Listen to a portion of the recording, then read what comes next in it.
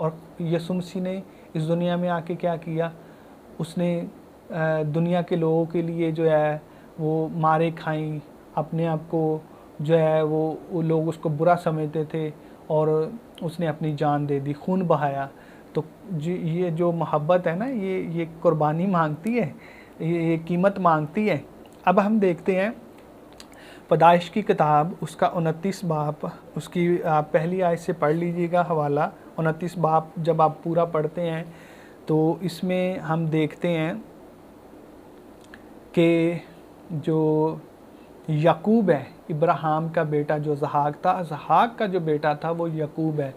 याकूब क्या करता है, जब आप उसको 15 आयत से पढ़ेंगे 29 बाब की, तो वहाँ पे तब लाबन ने याकूब से कहा, चूँकि तू मेरा रिश्तेदार है तो क्या इसलिए लाजम है कि तू मेरी खिदमत मुफ्त करे, सो मुझे बता तेरी उजरत क्या होगी। और लाबन की 2 बेटियां थीं, बड़ी का नाम लिया और छोटी का नाम राखल था।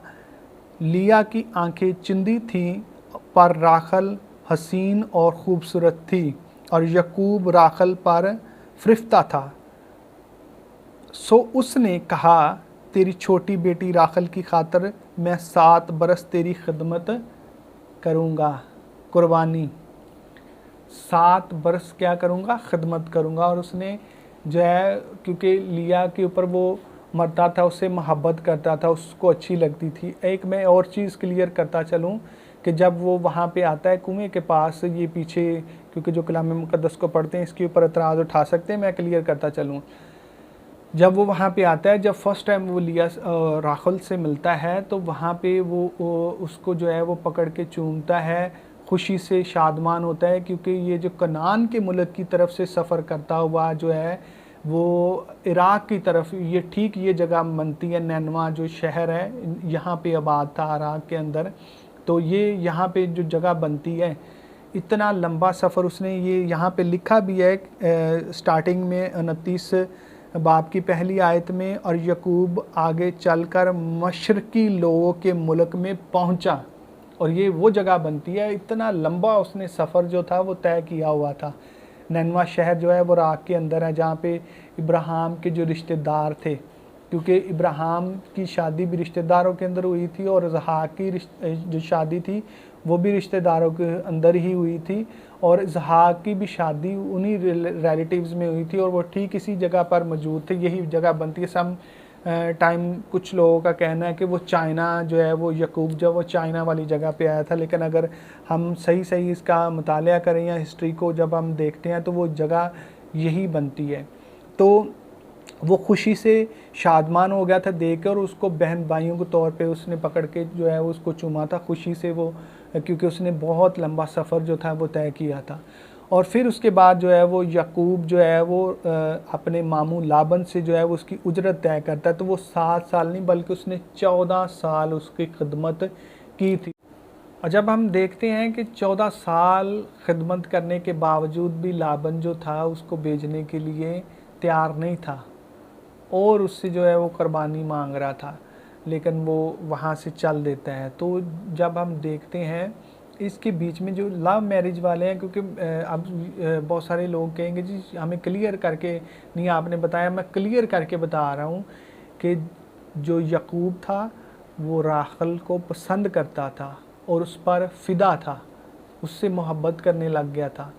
लेकिन हमें बाइबल मुक़द्दस किसी भी जगह पर उसका ये रंग या कोई भी ऐसी चीज़ नहीं दिखाती कि उसने उसको छुआ या चूमा उसके बाद, या उसने उसको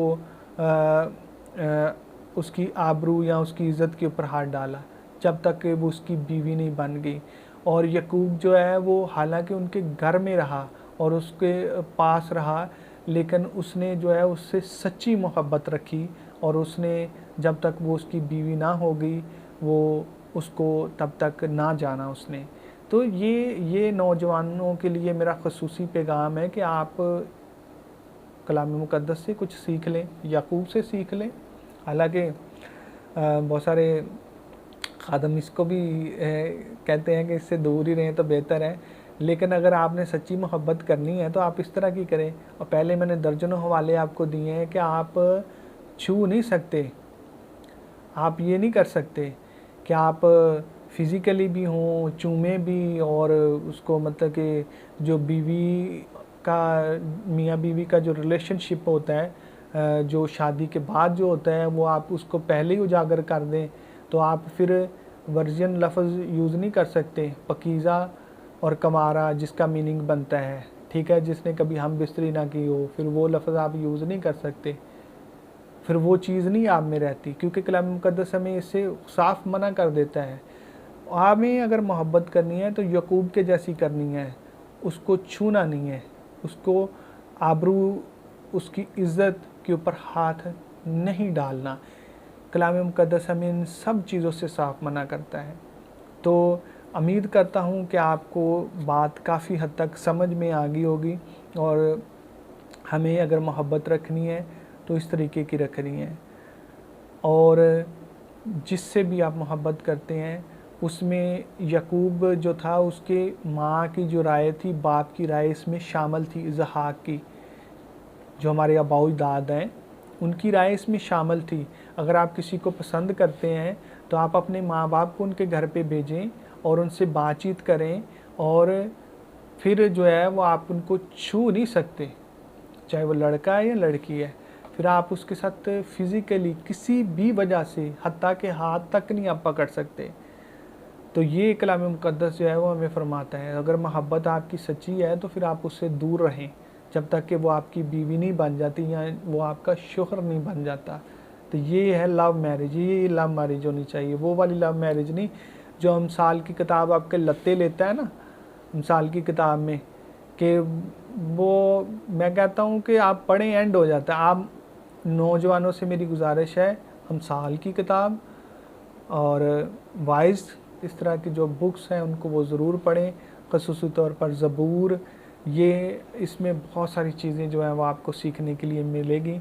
और मैं इस चीज़ से एग्री हूँ कि आपको इस चीज़ की समझ आ गई होगी कि लव मैरिज हमें किस तरीके की करनी चाहिए और किन किन चीज़ों से हमें बाज रहना है, और कौन सी चीज़ें जो हैं वो कलाम मुक़द्दस जो जिनकी रोकथाम करता है। और यकीनन खुदावंद आपको इस कलाम के वसीला से, इस वीडियो, इस मैसेज के वसीला से बरकत देगा। अपने दोस्तों के साथ, बहन भाइयों के साथ, अपने माँ बाप के साथ ज़रूर इसको शेयर करें और इसको जारी रखेंगे। हम बहुत सारी चीज़ें, बहुत सारी वीडियोज़ और भी लेके आएंगे जो हमारी ख़ुसूसी नौजवानों के लिए होगी। God bless you everyone, take care.